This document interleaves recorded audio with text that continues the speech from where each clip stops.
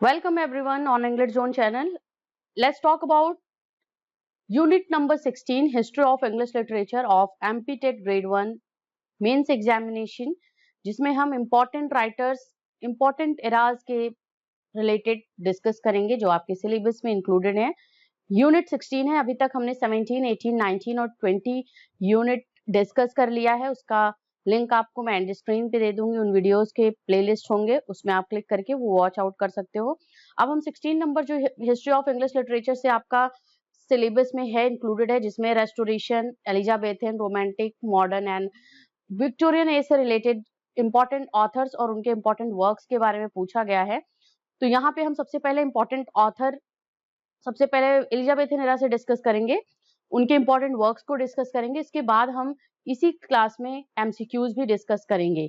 तो चलिए सबसे पहले हम स्टार्ट करते हैं हमारी class. So first we will discuss most important authors and their works related to Elizabethan age. Elizabethan age से रिलेटेड थोड़ा सा अगर मैं बैकग्राउंड इसकी बता दूं आपको, तो 1558 से लेकर के 1603 का जो टाइम ड्यूरेशन था उसको हम हिस्ट्री ऑफ इंग्लिश लिटरेचर में इस टाइम पे जो भी लिटरेचर लिखे गए हैं they are known as the literature of Elizabethan era. Queen Elizabeth का ये टाइम ड्यूरेशन था. 1558 पे ये इंग्लैंड के थ्रोन पे असेंड हुई. इनका टाइम ड्यूरेशन इनके लाइफ के एंड तक था, जो कि 1603 तक था. तो ये एक बहुत ही, अगर गोल्डन एज की बात करें हिस्ट्री ऑफ इंग्लिश लिटरेचर में, तो एलिजाबेथन एरा को गोल्डन एज आप बोल सकते हो, लिटरेचर के व्यू से, पॉलिटिकल पॉइंट ऑफ व्यू से, इकोनॉमिक पॉइंट ऑफ व्यू से. और इम्पोर्टेंट ऑथर इस टाइम पे हुए हैं जिन्होंने कंट्रीब्यूट किया है, इम्पार्ट किया है इंग्लिश लिटरेचर को with their pen, with their great works. They had contributed to English literature and that works were known as the Elizabethan literature. तो सबसे पहले जिसके बारे में हम बात करेंगे वो हम क्या बात करेंगे, एडमंड स्पेंसर के बारे में हम चलिए सबसे पहले बात करते हैं. एडमंड स्पेंसर का टाइम ड्यूरेशन क्या है, 1552 से लेकर के 1599 का टाइम ड्यूरेशन ये एडमंड स्पेंसर का है. He was giant figure when it came to the poetry of Elizabethan era.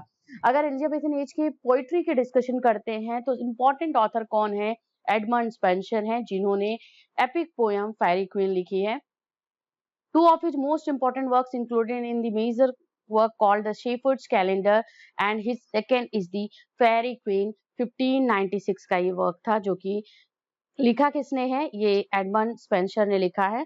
तो स्पेंसर को उनके इंपॉर्टेंट वर्क्स के लिए हम जानते हैं. स्पेंसर ने कौन कौन से इंपॉर्टेंट वर्क्स लिखे, जैसे अभी अब आपके सामने है शेफर्ड्स कैलेंडर है एंड इंपॉर्टेंट एपिक पोएम है जो कि फेरी क्वीन एपिक पोएम है. इसके साथ ही साथ अगर हम इनके अदर इंपॉर्टेंट वर्क्स की बात करते हैं तो अदर इंपॉर्टेंट वर्क्स में जो कि लिखा हुआ है इन्होंने, एमोरोटी इनका है इंपॉर्टेंट वर्क एंड इसके साथ ही साथ एपिथेल्मियन इन्होंने लिखा है, प्रोथेल्मियन इनका इंपॉर्टेंट वर्क है. तो ये कुछ इंपॉर्टेंट ऐसे कलेक्शन ऑफ पोएम्स हैं, कुछ ऐसे कॉम्पोजिशंस हैं जो कि एडमंड स्पेंसर ने कंट्रीब्यूट किया है एलिजाबेथन एरा में. नेक्स्ट हम बात करते हैं सर थॉमस वेट की. Sir Thomas Wyatt he is attributed to one important work that appeared after his death, Total's Miscellany. ये इनका Earl of Surrey and Thomas Wyatt का एक कोलैबोरेशन वर्क था, टोटल्स मिसलिनी, जो कि अपियर हुआ है 1557 में. Bunch of most noteworthy are 31 sonnets. इसमें 31 सॉनेट्स का ये एक वॉल्यूम था, टोटल्स मिसलिनी कलेक्शन था, जो कि इनके डेथ के बाद में, सर थॉमस वेट की डेथ के बाद में अपियर हुआ है. ये भी one of the important figure हैं इंग्लिश लिटरेचर के and specially we are talking about Elizabethan era, तो वहां के इंपॉर्टेंट, ये उस टाइम के इंपॉर्टेंट ऑथर हैं. Next one we have Sir Philip Sidney. We can not forget him. Sir Philip Sidney यहाँ पे जो होना चाहिए 3 होना चाहिए था. नंबर 3 पे फिलिप सिडनी आते हैं. 1554 से 86 का टाइम ड्यूरेशन है, 1586 का. The finest his finest achievement as the Astrophil, a collected sequence of 108 love sonnets. Love sonnets को इंक्लूड किया है. एस्ट्रोफिल नेम से, एस्ट्रोफिल एंड स्टेला नेम से इनका वर्क था और उसमें इन्होंने क्या लिखा है, वो लिखा है कितने सोनेट, नंबर ऑफ सोनेट्स हैं 108 सोनेट्स, वो भी लव सोनेट्स हैं, means romantic sonnets. Another noteworthy work की बात करते हैं सर फिलिप सिडनी की, तो वो पेस्टोरल रोमांस है अर्काडिया, जो कि इनकम्प्लीटली, ये फर्स्ट टाइम जब पब्लिश हुआ था तो इनकम्प्लीट था 1590 में. उसके बाद ये कंप्लीट पब्लिश हुआ है 1598 में। इनके अदर मोस्ट फेमस वर्क की बात करते हैं तो एपोलॉजी फॉर पोइट्री है, 1559 का वर्क है। This is one of the great critical essay in English. Apiology for poetry is a ऐसे, जबकि एस्ट्रोफेल एंड स्टेला आर्काडिया ये इनके पोइट्री हैं। और फिलिप सिडनी की बात करते हैं 1554 से 86 का टाइम ड्यूरेशन था। इनके जितने भी वर्क्स मैंने यहाँ पे मेंशन करा है, जो भी इंपॉर्टेंट वर्क्स हैं, उनका यहाँ पे आपको ईयर भी मेंशन है कब पब्लिश हुआ है, तो इसको भी आप अपने नोट्स में नोट डाउन कर लीजिए या एक स्क्रीनशॉट ले लीजिए। नंबर 4 की बात करते हैं, the greatest figure of English literature and also of Elizabethan era, William Shakespeare. 1564 से 1660 का टाइम ड्यूरेशन था इनका। The single most famous author dropping every other writer of the Elizabethan era. अगर हम बात करते हैं एलिजाबेथ नेरा के राइटर्स की, तो he was the giant figure of the Elizabethan era. Other जो राइटर्स हैं इनके सामने बौने से नजर आते हैं, ऐसा इसमें लिखा गया है। And he wrote long narrative poems like Venus and Adonis, 1593 में है ये पब्लिश हुआ है, 1594 में। And rape of the Lucrece, his collection of sonnets dedicated to Mr. W.H. and also showcases his handling of rhyme and meter. इन्होंने sonnets भी लिखे हुए हैं, तो he was not only a great dramatist but also great poet of Elizabethan era and also of English literature. इसके आगे अगर हम बात करते हैं, we cannot forget Shakespeare without talking his tragedies, especially his dramas and also in that especially his tragedies, जिसमें Macbeth, Othello, Hamlet and King Lear, ये 4 greatest आपको इनके ट्रेजेडीज इनके लिटरेरी करियर में इन्होंने लिखा हुआ है। और ड्रामा को एक रिफाइंड वे में, एक पोएटिक वे में जो प्रेजेंट करा है, वो बहुत ही ब्रिलियंटली विलियम शेक्सपियर ने किया है। इसकी शुरुआत जो आप थे यूनिवर्सिटी बिट्स के राइटर ने एलिजाबेथन एरा में करा था, बट उसको रिफाइंड अगर किया है तो वो किसने किया है, मैच्योर वे में लिखा है, वो किसने, शेक्सपियर ने लिखा है। और इनके अदर रोमांटिक कॉमेडीज भी हैं और साथ ही साथ इनकी हिस्टोरिकल प्लेज, जिसको हम क्रॉनिकल प्लेज भी जानते हैं, तो इनके बारे में बहुत ज्यादा डिस्कशन नहीं करना है क्योंकि ब्रीफली हम डिस्कस कर रहे हैं यहाँ पे। और आप मोस्टली शेक्सपियर के इंपॉर्टेंट वर्क्स को जानते हो, उनका नेम मेंशन करना है, आपको नेम याद रखना है। इसके साथ ही साथ आपको अभी मैं जब एमसीक्यूज करूंगी तो उनके कुछ इंपॉर्टेंट जो एमसीक्यूज है उससे रिलेटेड आप आंसर जरूर ध्यान दीजिएगा। नेक्स्ट है निकोलस उडाल की बात करते हैं, number 5 of the important figure of Elizabethan era, Ralph Roister Doister. This first comedy of English literature, English language में लिखी गई ये फर्स्ट कॉमेडी है, 1553 में पब्लिश हुई है। आगे है नॉर्टन एंड सैकविल, ये दोनों ने लिखा हुआ है। क्या लिखा हुआ है, गॉडवर्डिक लिखा हुआ है, 1562 में ये पब्लिश हुआ है। This is the first English tragic play, first English tragic play है जो इंग्लिश लैंग्वेज में लिखा है। नॉर्टन एंड सैकविल ने गॉडवर्डिक लिखा है, जिसका अगर सब टाइटल की बात करते हैं या अदर टाइटल की बात करते हैं, फेरेक्स पोरेक्स है। Next one we have John Lyly. John Lyly romances लिखा करते थे, रोमांटिक प्लेज लिखा करते थे। इफ्यूज एनाटॉमी ऑफ फिट 1578 का वर्क है, बहुत ही इंपॉर्टेंट है। इफ्यूज एंड हिज इंग्लैंड 1580 है। कैंपास्पे 1584, इंडमेयन 1592 एंड वुमेन इन मून 1595, ये इनके प्लेज हैं। इंडमेयन आप बिल्कुल कंफ्यूज मत होइएगा कि इंडमेयन किसका है, जॉन कीट्स का है कि जॉन लिली का है। अगर प्ले की बात आएगी तो वो किसका होगा, वो इंडमेयन जो होगा वो होगा आपका जॉन लिली का, अगर वहां पे प्ले की बात आती है। और पोएट्री की बात आती है तो वो पोएट्री आपकी जो होगी वो होगी जॉन कीट्स की, ठीक है। पोएम है जॉन कीट्स की, एंडमियन नेम से ही, और एंडमियन नेम से ही एक प्ले है, वो किसका है, जॉन लिली का है। आगे है रोमांटिक, ये यूनिवर्सिटी बिट्स राइटर थे, याद ध्यान दीजिएगा। आगे है Christopher Marlowe, he is also one of the member of the university wits. Tamburlaine the great 1587 का है, फर्स्ट वर्क है इनका जो प्ले लिखा हुआ है इन्होंने। इसके साथ ही साथ जियो ऑफ माल्टा, ये भी इंपॉर्टेंट प्ले है क्रिस्टोफर मार्लो का। Edward Second, Doctor Faustus are important work of Christopher Marlowe. Christopher Marlowe ने क्या लिखा है, माइटी लाइंस का यूज करा है। माइटी लाइंस क्या बोला जाता है, ब्लैंक वर्स का जो यूज करा हुआ है, ब्लैंक वर्स जो है वो इन्होंने बहुत ही अच्छे तरीके से, बहुत ही एक यूज करने का, अगर फर्स्ट टाइम बात करते हैं या प्लेज में जो यूज करा हुआ है, किस तरीके से प्लेज में यूज करा है, जब पोएटिक लाइंस लिखा है इन्होंने अपने प्लेज में, तो वहां पे ब्लैंक वर्ड्स का यूज किया है। बाद में शेक्सपियर ने इसको रिफाइंड किया और शेक्सपियर ने भी अपनी जब भी उन्होंने पोएटिक लाइंस लिखी हैं अपने प्लेज में, तो वहां पे वो ब्लैंक वर्ड्स में ही उन्होंने लिखा है। आगे हम बात करेंगे थॉमस मोर की, बात करते हैं एलिजाबेथन एरा की बात करें और इंपॉर्टेंट राइटर्स की बात करें तो थॉमस मोर को आप बिल्कुल नहीं भूल सकते। 1478 से 1535 का टाइम ड्यूरेशन है। Utopia is a work book है इनका, originally written in Latin in 1516। Latin language में ये यूटोपिया वर्क लिखा है थॉमस मोर ने 1516 टाइम ड्यूरेशन में। आगे हम बात करते हैं रॉबर्ट ग्रीन। वैसे ये रिनेशा के काउंट होंगे, रिनेशा का ये माना जाएगा, बट यहाँ पे हमने इंक्लूड कर लिया है। रॉबर्ट ग्रीन की बात करते हैं, one of the university wits writer, ये भी है यूनिवर्सिटी विट्स राइटर हैं, ड्रामेटिस्ट हैं। Written Alphonsus, King of Aragon, Friar Bacon and Friar Bongi, The Scottish History of James IV.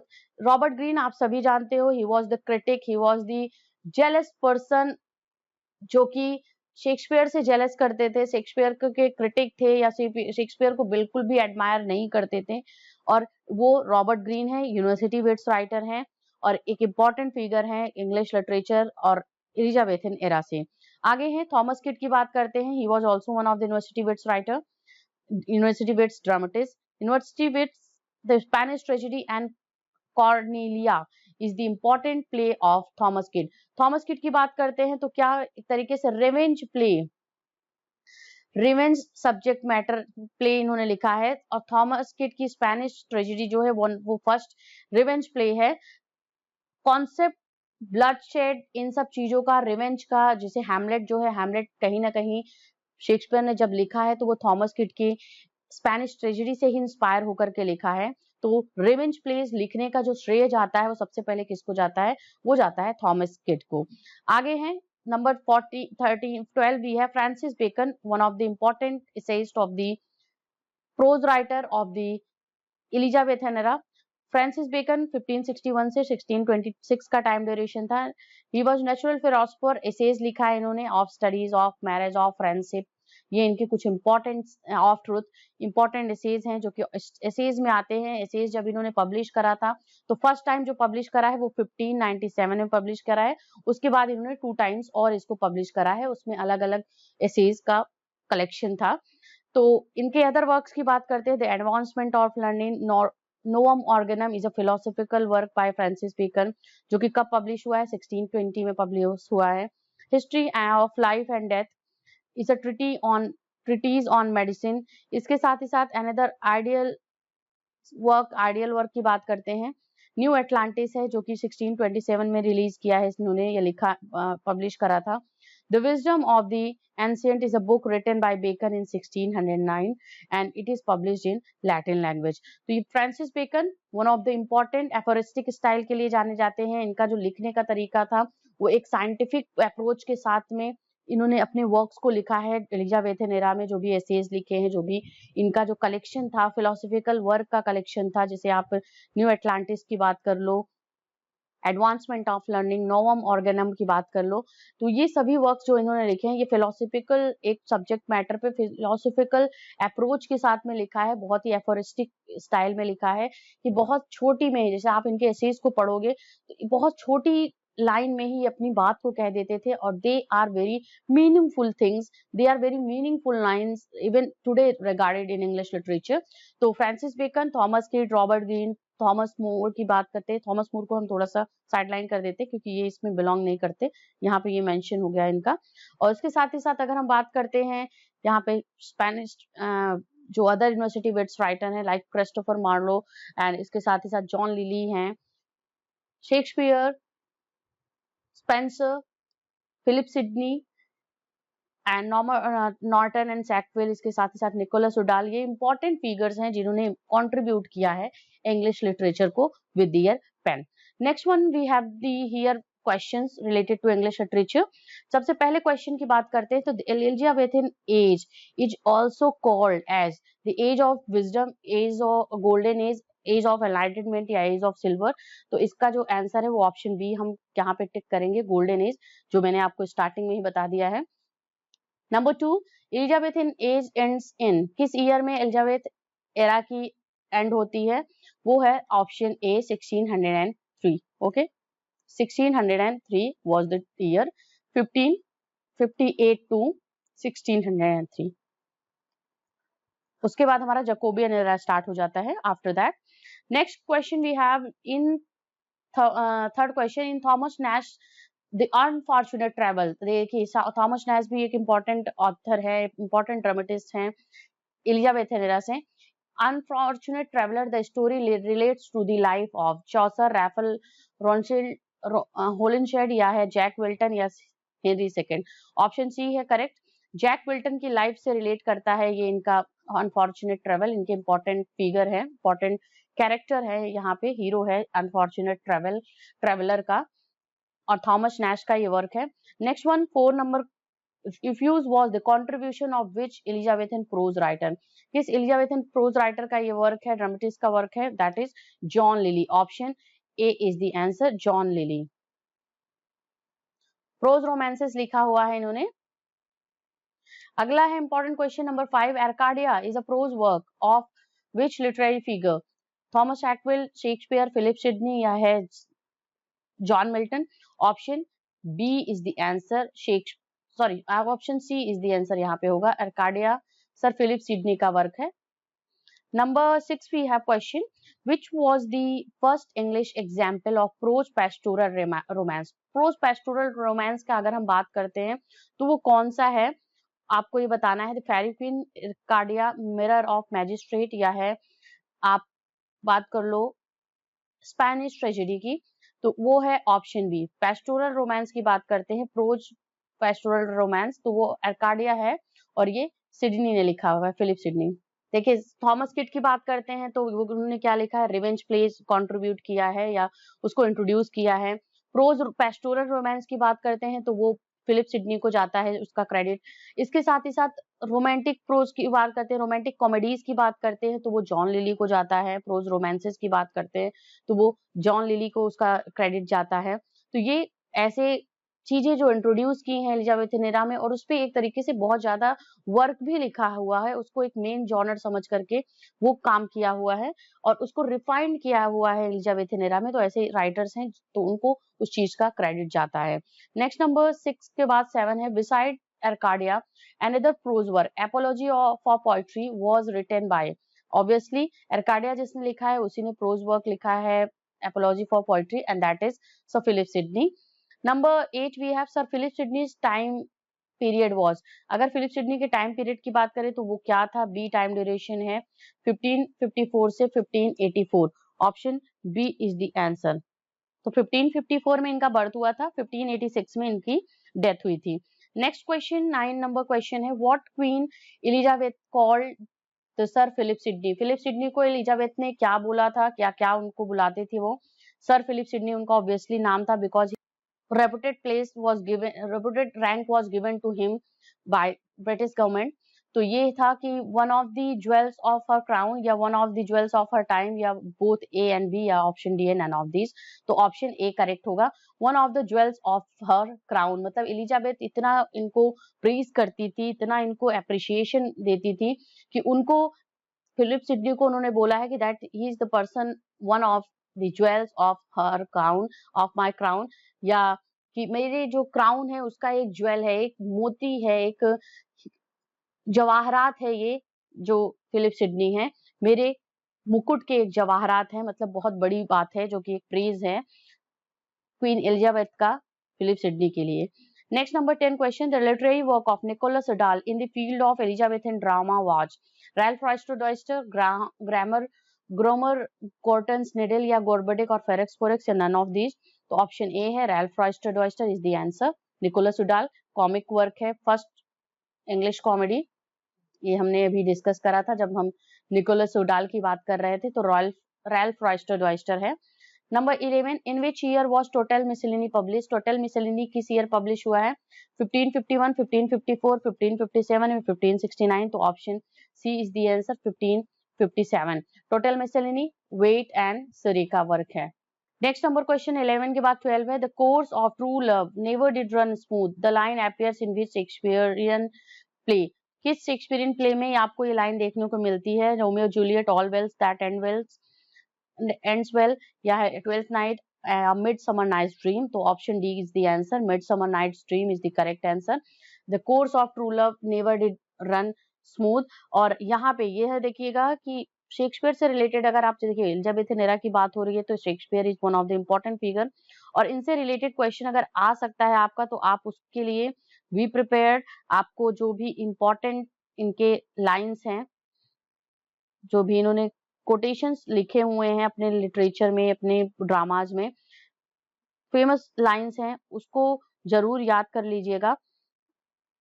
वो क्वेश्चन आ सकता है या तो इनके कि कौन सी कैटेगरी में काउंट होता है, कौन सा इनका लॉन्गेस्ट प्ले है, ये चीजें आ सकती हैं। तो इसको जरूर थोड़ा सा ध्यान दीजिएगा, क्या कैरेक्टर से रिलेटेड आ सकता है। तो उसके लिए आप इसी चैनल पे शेक्सपियर से रिलेटेड एक प्लेलिस्ट है, जहाँ पे अब मैं एंड स्क्रीन पे उसको दे दूंगी, आपको उसका लिंक दे दूंगी। शेक्सपियर, जॉन और स्पेंसर से रिलेटेड लिंक को आप जरूर वॉच आउट कर लीजिएगा। तो शेक्सपियर से रिलेटेड जितने भी इनके क्वेश्चंस हैं, इनके कोटेशन से रिलेटेड वीडियो है, वो आपको मिल जाएगा उस प्लेलिस्ट में। तो ये ऑप्शन डी आंसर करेक्ट है। Number 13, man is the maker of his own fate, quoted by Francis Bacon, William Shakespeare, John Milton या John Webster. Option A is the answer, John Francis Bacon. जैसा मैंने आपसे बताया था, जब हम Francis bacon के बारे में डिस्कस कर रहे थे, तो वहां मैंने आपको बोला था कि फ्रांसिस बेकन अपने एक एफोरिस्टिक स्टाइल के लिए जाने जाते हैं, संक्षिप्तता के लिए जाने जाते हैं, और विटी स्टेटमेंट्स के लिए जाने जाते हैं। और उनका ये स्टेटमेंट आपको देख के समझ में आ गया होगा, man is the maker of his own fate. इस लाइन के थ्रू उन्होंने कितनी बड़ी बात बोल दी है, कितनी बड़ी बात इंग्लिश लिटरेचर को दिया है, और एक कॉमन ह्यूमन बीइंग को भी ये चीजें सीखने को मिलती हैं इनकी लाइन से, कि man is the maker of his own fate. मतलब हम जो होते हैं, हम खुद अपने जो हमारा भाग्य होता है उसके खुद निर्माता होते हैं। अगर हम खुद सही चीज करेंगे, हार्ड वर्क करेंगे, तो हमें उसका रिजल्ट भी अच्छा मिलेगा। If we are not doing that things, then we do not get the same result as we are expecting. Okay, तो ये चीजें हैं कि अपने भाग्य के हिसाब से ही आप अपने को बदल सकते हो। आप खुद उसके लिए आप क्रिएटर हो सकते हो अपने डेस्टिनी या अपने फेट के लिए। तो ये बोला है फ्रांसिस बेकन ने। Number 14, shepherd's calendar Amoretti are written by, हमने डिस्कस करा था John Milton, John Donne, Philip Sidney, Edmund Spenser. तो ऑप्शन डी करेक्ट आंसर होगा, ऑप्शन डी। और जरूर एक बार जो अभी विजिट कर रहे हो आप सभी चैनल पे, तो इस वीडियो को वॉच आउट कर रहे हो, एक बार रिवर्स करके एंड ऑफ द वीडियो आप जरूर इसको देख लीजिएगा कि क्या क्या चीजें हमने पढ़ाई हैं, कौन कौन से इंपॉर्टेंट राइटर्स के बारे में, इंपॉर्टेंट पोएट्स के बारे में आज की इस क्लास में हमने डिस्कस करा है एलिजाबेथ नेरा से related. Number 15, the another name of tragedy of Gorboduc. चलिए इसका आंसर मुझे बताइएगा कि एक क्वेश्चन इसका दूसरा होगा कि किसने लिखा है tragedy of Gorboduc, who was the dramatist of this work, tragedy of Gorboduc. इसका आंसर आप मुझे चैट बॉक्स या कमेंट सेक्शन में जरूर दीजिएगा, क्योंकि मैंने ऑलरेडी इसको पढ़ा दिया है, अभी हमने बात की थी। तो क्या अदर नेम है ट्रेजेडी ऑफ गॉर्बोडेक का? सेनेका ट्रेजेडी, फेरेक्स फोरेक्स, या ट्रेजिक स्टोरी, या है tragedy of two brothers.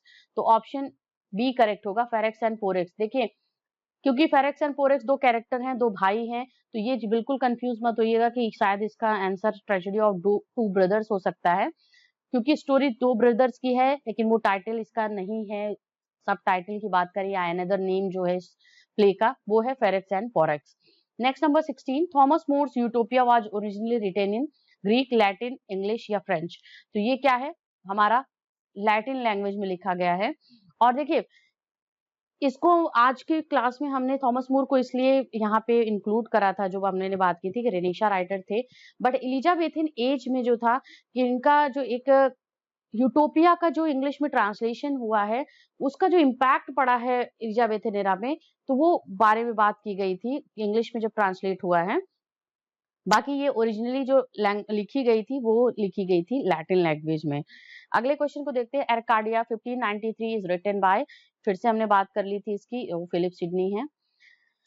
Number 18, father of modern prose, Marlowe, Francis Bacon, Philip Sidney या Charles Lamb. Father of modern prose की बात करते हैं तो that is Francis Bacon, option B.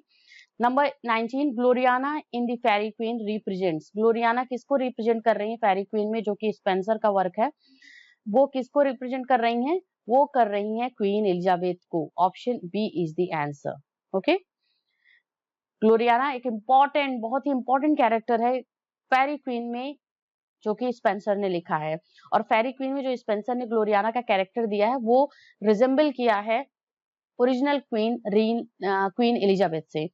Next number 19 के बाद 20, the number of poems in Sidney sonnet sequence Astrophel and Stella is 99, 47 या 112, 108। तो ऑप्शन डी 108 होगा।